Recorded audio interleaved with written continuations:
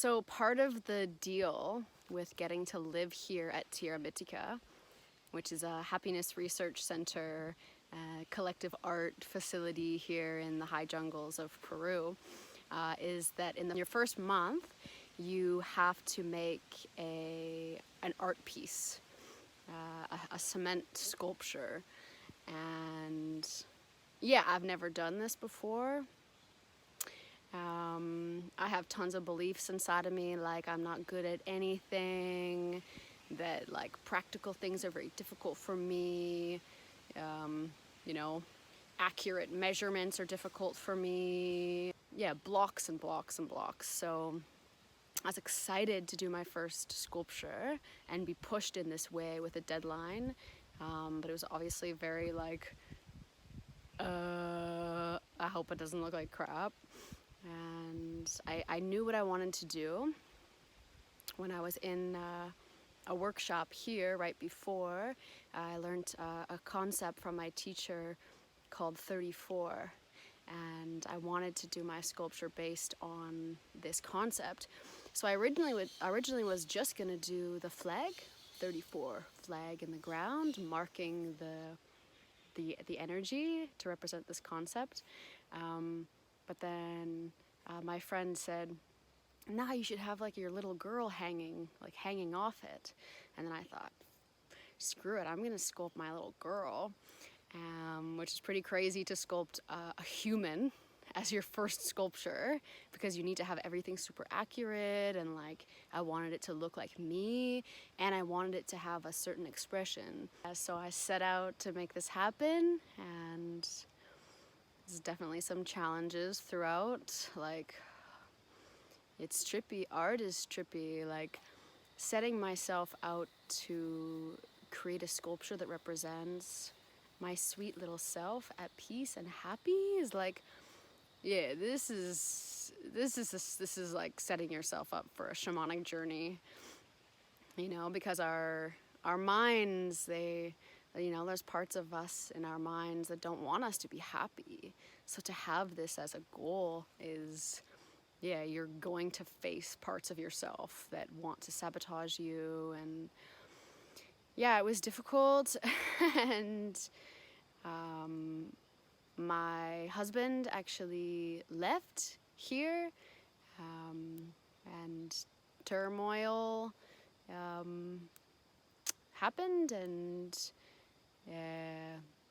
yeah, the day he left was the day I needed to sculpt my little girl's face happy.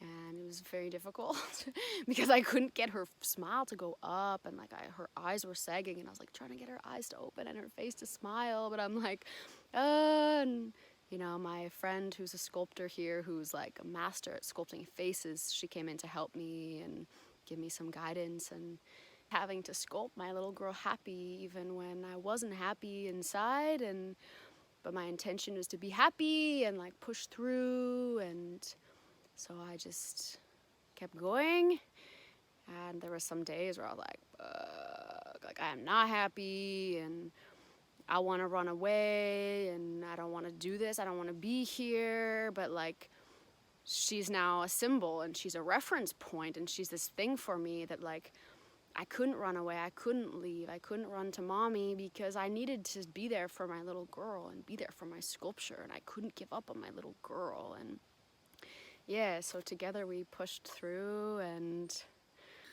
today's the day. It's crazy. It's like, yeah, it's been such a journey, huh? What's the day today? What's happening?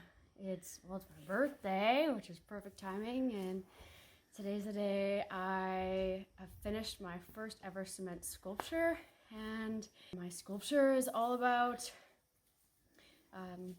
choosing to find that place where you feel like nothing could be added or removed. It's just like the perfect moment. She gets to live here in this special place, so yeah, we're gonna go put her in the ground.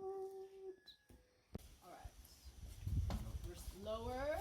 Lower, much lower. Lower. Yes, this is a super proud moment for me, and super important moment,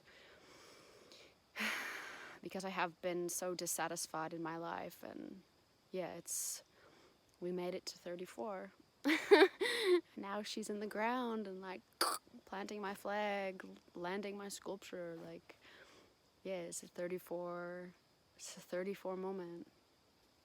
So yeah, it's been a journey, and damn, it's so cool. Now I have my sculpture here at Diarmitica, and yeah, it's good. Now I'm heading up to do a collective sculpting project with my friends and see what it's like to sculpt with the same vision with a bunch of people trying to make the vision come to life. So back at the start, starting with wire meshing and going to get my gloves, and yeah, here we go again.